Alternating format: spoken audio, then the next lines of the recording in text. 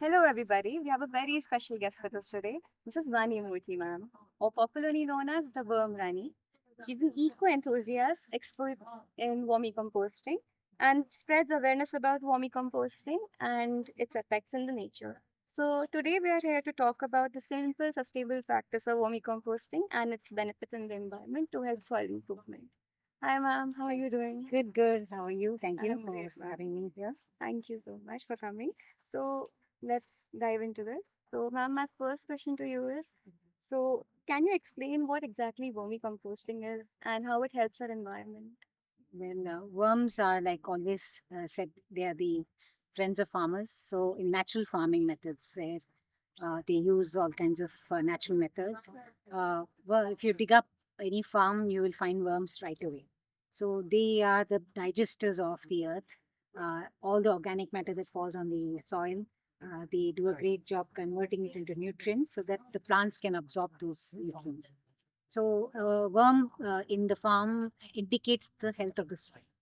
So, in urban areas, if you want to grow food, if you want to have a terrace garden or balcony garden, it's best to make your own worm composting.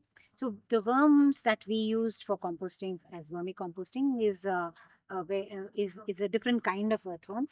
They are the surface ones, but what you find in soil is deep burrowing. So, there are different kinds of earthworms. So, what I have been using is these red wrigglers, and yeah, it's like they make the best compost because what they digest the more I can use all my food waste to feed them. They eat, ingest, and then what they poop out is the worm cavity, and that poop is the most vital ingredient for building soil.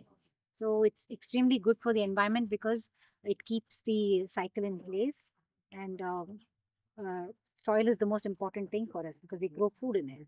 So earthworms are, human beings' best friend, not just the farmers. It's an essential part. Yeah. So, ma'am, as you said, vermicomposting is an essential part and it's very important. How would you compare this to traditional composting? How is it better? So there, when you see aerobic composting, there are different kinds of aerobic composting, especially in the urban scenario. But in a rural, it will be very different. You throw all the organic matter along with the cow dung, the cows on the farm, the cow dung. The earthworms come on their own and they do their job. At the end of few months, you have fantastic compost. But in an urban scenario, it's like you have to introduce.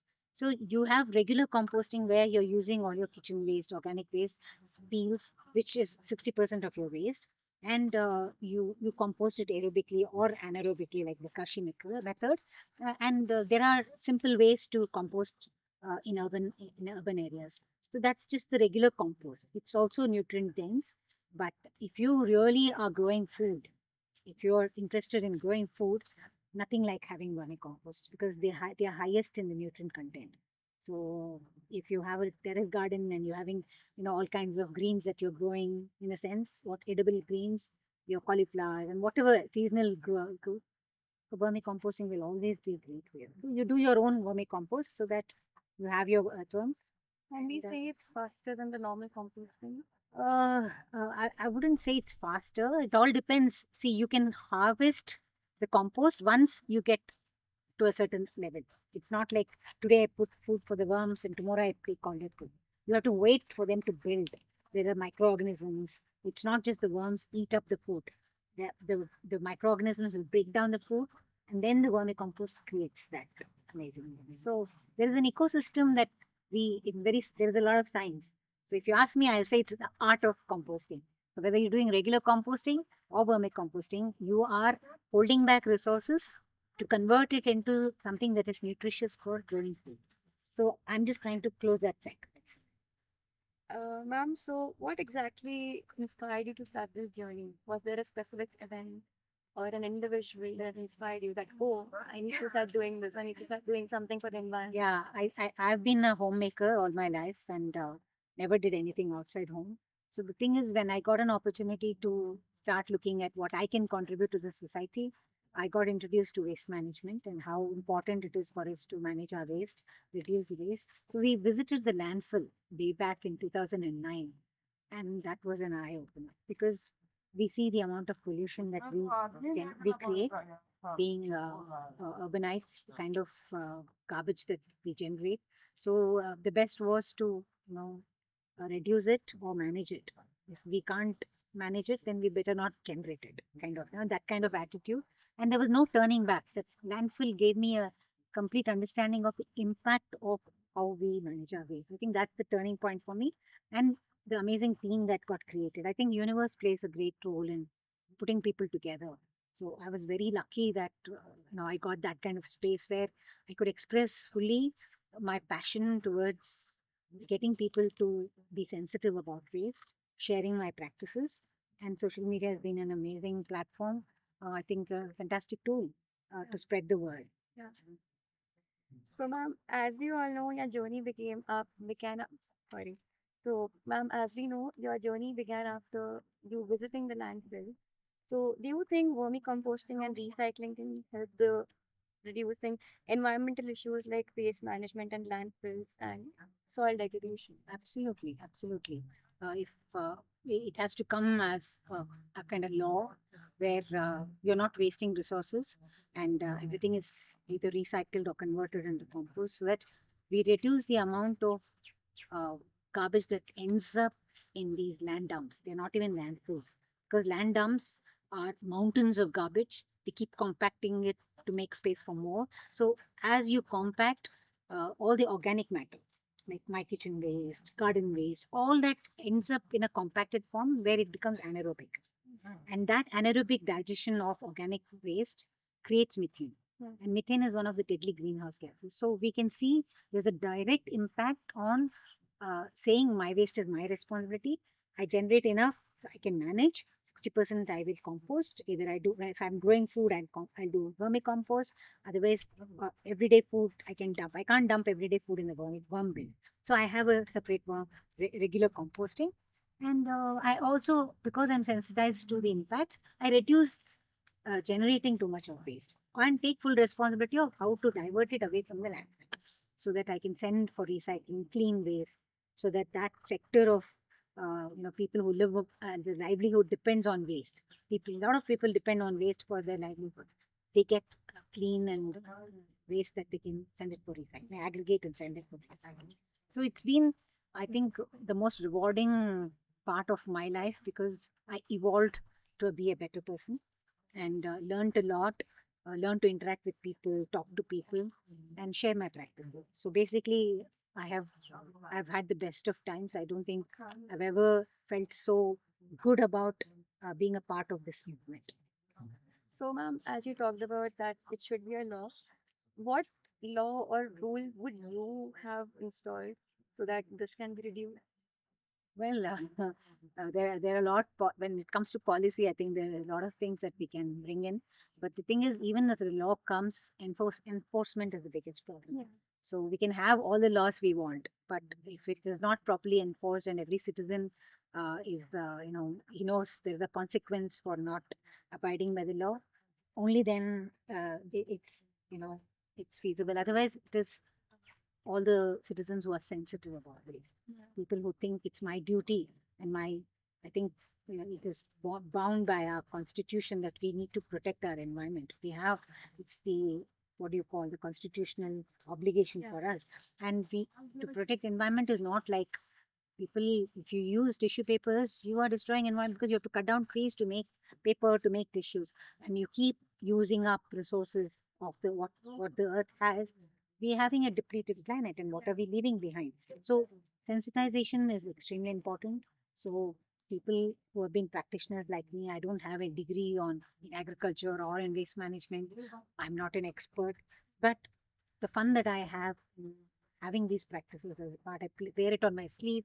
I will not accept a bottled water or a paper cup. I have my own in my bag. I pull it out with great pride to take a tea or coffee outside in my own glass. So I think that should be the pride every citizen should have, a pride to say, this is one planet, we don't have planet B. What are we leaving behind for the future of this, this earth? We don't even see them right around. They're going to be the future. So I think one statement that stood with me for the longest time, 16 years now, is we do not inherit this planet, but we borrow it from our future. Yeah. So if you borrow a book from your friend, you don't give it in tattered form and very, badly you put, you drank chai, it fell on it. You don't do that. You make sure that it is clean. You don't scribble in it and send it back. So it's up to us, whatever we have borrowed, to give it back in the same way we got it or make it better. Maybe put a new cover and give it. So that's how my relation with my Mother Earth is. She's a living being. We can't destroy her. The pollution is too much. Yeah. So, ma'am, what would you suggest for people like me and many others who want to start composting? Some tips that we can also get engaged in that, and some of the things such as some misconceptions about composting. So, when it comes to composting, there is already a kind of misconception that it could be a stinky process. It attracts too many, you know, flies, and it could be, it could spread disease. And where is the time? Where's the space? And all these very valid questions come. That's because they have not understood what it means to compost. Because when you're holding back 60% of your waste that's leaving your home, it's an everyday action. Yeah. Everyday action to mitigate climate, to not destroy our pollution because methane, when it generates, it pollutes. If suppose I leave my waste to go, my wet waste or my organic matter, it ends up in the landfill and it generates methane. So I'm contributing to a mess. Yeah. So the first fact, I'm not contributing to it. Secondly, the leachate that comes out of these land dumps enter not just the soil, but also to the groundwater. So all the things that we need for life to thrive on this planet, it's air, water, and soil to grow our food, gets contaminated. So when I know that action, there is so much of enthusiasm for me to do this daily action to hold back. So first of all, you must know what happens to your waste. Then you say, I'll hold back. Oh, then composting. How do I compost? What will happen? There is so much. You can go on YouTube videos and check. Today, with so much of exposure to social media, you can find out, learn. Because I failed terribly when I did first time. It was thinking. But what enthused me and what determined me is I didn't want to send it to landfill because I visited it. So now that I'm telling you about a landfill and you learn about what landfill does and how it contaminates and how it pollutes, how the villages around suffer, how food is grown in the land around the landfill and it's sent to us to eat. What you buy in the mandi could be coming from that soil, which is already polluted. So you're taking in toxins. So I think overall, composting is something that you have to experiment, and that experiment will give you the experiential learning.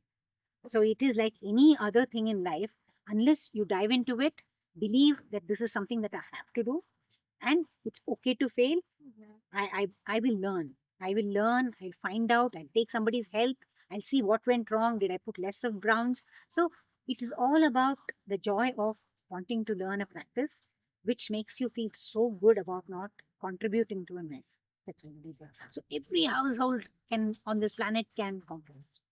Just imagine how much difference it would make.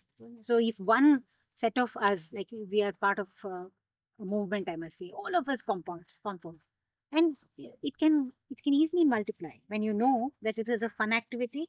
It's something that could go wrong like anything else. A relationship, you start a new relationship, you never know that it's going to be very successful. You'll have challenges, may fail, you may cry nights out that it has not worked, and it again you find out where it went down. Did I introspect? Did I do something? Did I say something? Is my behavior the one that's caused? Not about the other person. It's about mine. Then you see that yes, it can be a beautiful relationship.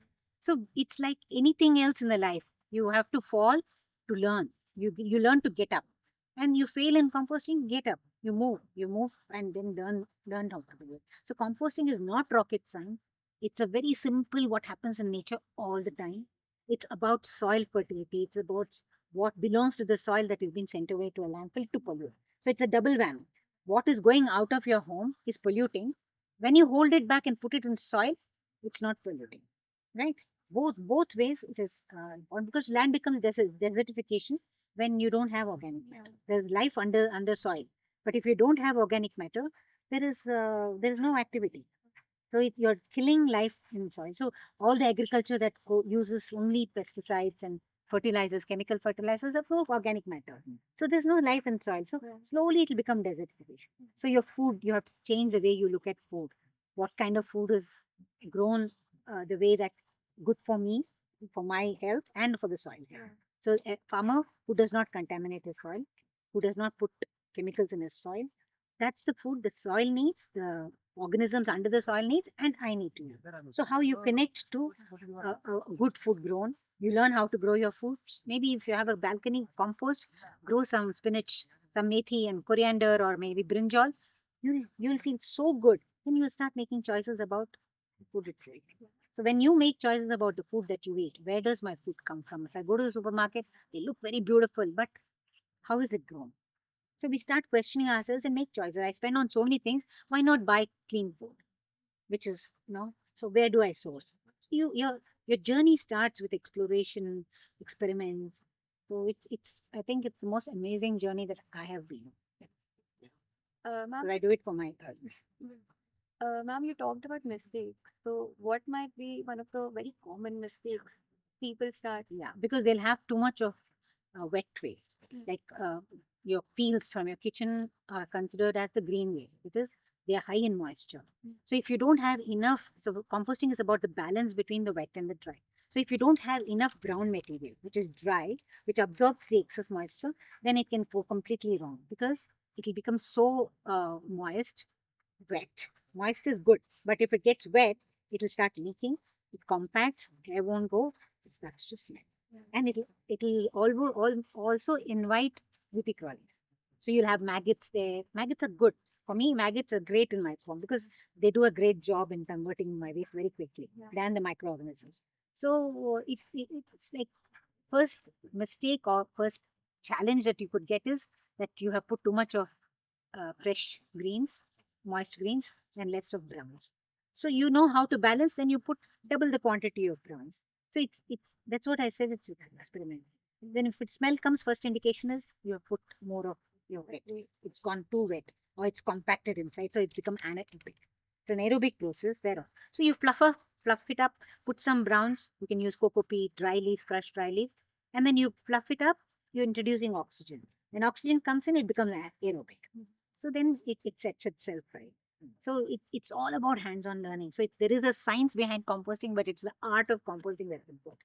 And you hone the skill by hands-on experience. How much ever I tutor you, tell you, do workshops, till you do it, you'll not learn. So, ma'am, you have been okay. You have been working with worms for a very long time. So, have you come across some weird facts about worms? Like, I'm sure you would have because you're working with them around 16 years, which is a very long time. I don't know about weird facts, but I know they are both male and female. Uh, all worms are male and female or something like that, and they uh, they multiply like crazy. So it's like very active guys, huh? Okay. So yeah, and yeah, I think they hate light.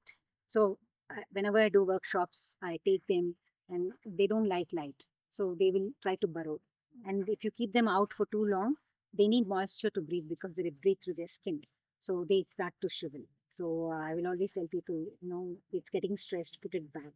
So when they get stressed, also like when you order for worms, they transport because of the transportation, they can get stressed and they can perish.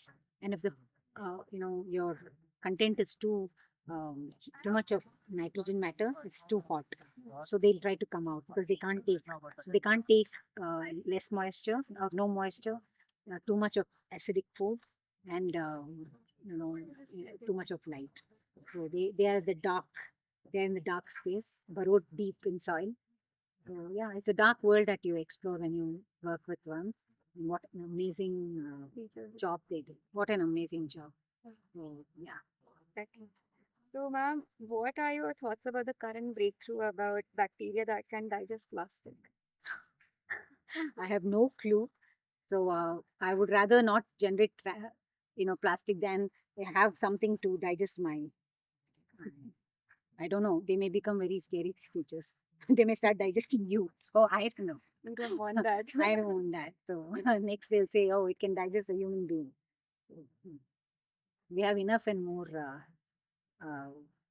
alien, Yeah. I know, like COVID and all. We have not heard of these Yeah. germs, whatever they are, viruses. So I'm not very excited about that at all. So I wish that people generate less plastic and say no to plastics because it's hurting the planet like crazy. Yeah. Ma'am, before we wrap it up, I wanted to ask some questions which talk about more of your personal life more than your professional life. So, what do you find the most fulfilling about your job? I'm not a professional. I don't have a job. I'm just a practitioner Yeah. who believes in sharing my practices. So most exciting is I get to there is especially because I use the social media a lot, and I find it as a very powerful tool. I have the power to reach to people whom I never would have come across in my life. Youngsters, far there is no boundary. So it's like uh, when people start following me and they see that there is something that there's some sense that I'm talking about, they start asking questions and they want to transform. Their anxiety is there. So for me, basically telling people be non-judgmental, don't have this eco anxiety that I need to become suddenly a warrior protecting this planet. You can't. I know I try so much to do, but still I can't be that protector. We all there'll be millions of us that need to become warriors. So yeah, it's I think that's how it is. So, has becoming an influencer impacted your life in any way?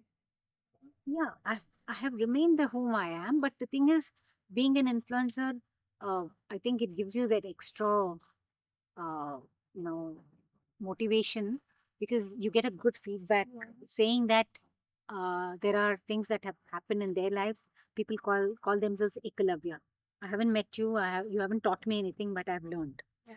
So it's very powerful. Like recently, I went for a workshop and in our Kalika Kendra, and there's a man who came and told, I would like to introduce my wife to you.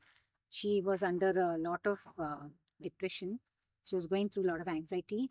So I told her, why don't you follow ma'am and do composting? It could be healing for you. And she came up and she said, this is my first compost, ma'am. You have no idea how much I've healed. I mean, for me, I had tears in my eyes because uh, it's not me. It is her connecting to nature. It's her touching soil. It's her composting and feeling good. So I feel it's very magical. And I feel so grateful to be in this space. Uh, I don't know how many people I would have influenced. I don't know. I don't even call myself an influencer. I just am excited about sharing my practices. I try to do something a little different. I'm talking about the same thing for 16 years and I still have people, wanting to know more. I'm coming to this campus and people still want to me.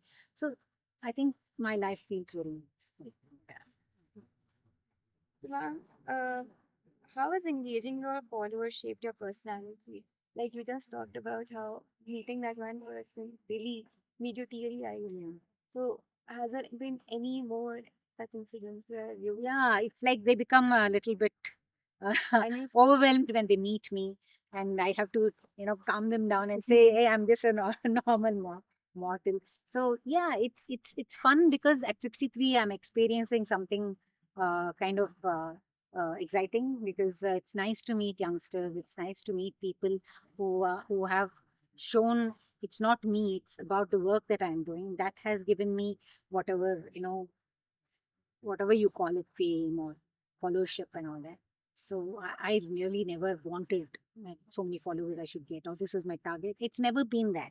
It's just been before COVID, it was in person. We used to go and do workshops, stand in stalls for whole day, talk about composting, talk about the, why you shouldn't kill a butterfly, caterpillar because it's eating my curry leaves. It's a pest. No, it has to finish its life cycle. I would take the pupa, I would take the caterpillar, tell this is going to be a beautiful butterfly. So don't kill it. Now let it live.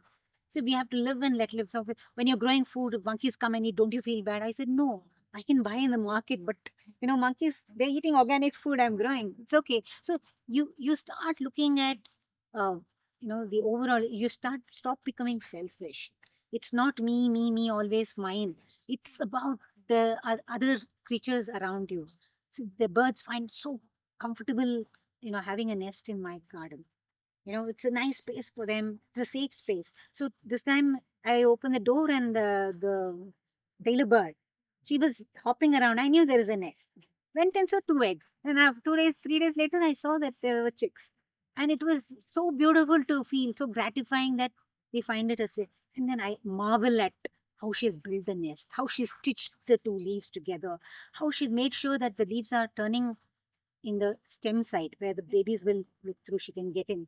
They're not facing outside. So predators, how intelligent creatures are. And we human beings, we think we are like, so bare. So actually, we are the worst on the planet. Billion creatures live in harmony with nature. They don't generate anything that the earth can't digest, right? We are the opposite. Yeah. So we don't live in harmony with nature. So it's really sad. So when I have the opportunity to have this life, I feel so blessed. I have like one last question. Why is your Insta ID name Wormrani? It's like very new Yeah, and so very different. yeah, the thing is, I'm surrounded by crazy friends, all youngsters. When I first met this girl, she was still in college, and she's like one of my best friends. She will help me in everything, set up a stall, do posters, this, that. So they'll always come to my garden and help me, try to do the compost seeding and segregation, mixing and planting and sowing, all that. We'll do fun activities in a day. I'll cook for them and all that. So she, like, when I was in Facebook, I was Vani Murthy. But then when it came to Insta, she said, what name? And I searched for Vani Murthy, I didn't get it. I didn't have a name, it's already taken.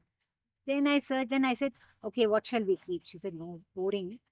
Many people call me compost queen. Yeah, all that boring. Always, already so many people call you that. Because you love worms and you show that to kids and sensitize them about what worms' life is like. We'll call you Wormrani. I said, okay, we'll put that only. So we use that. So it just out of the blue it came, Yeah. and nothing intentional. It's not because I vermicompost. I'm not an expert in vermicomposting. In fact, I've stopped now vermicomposting. So yeah, but life has taught me so much.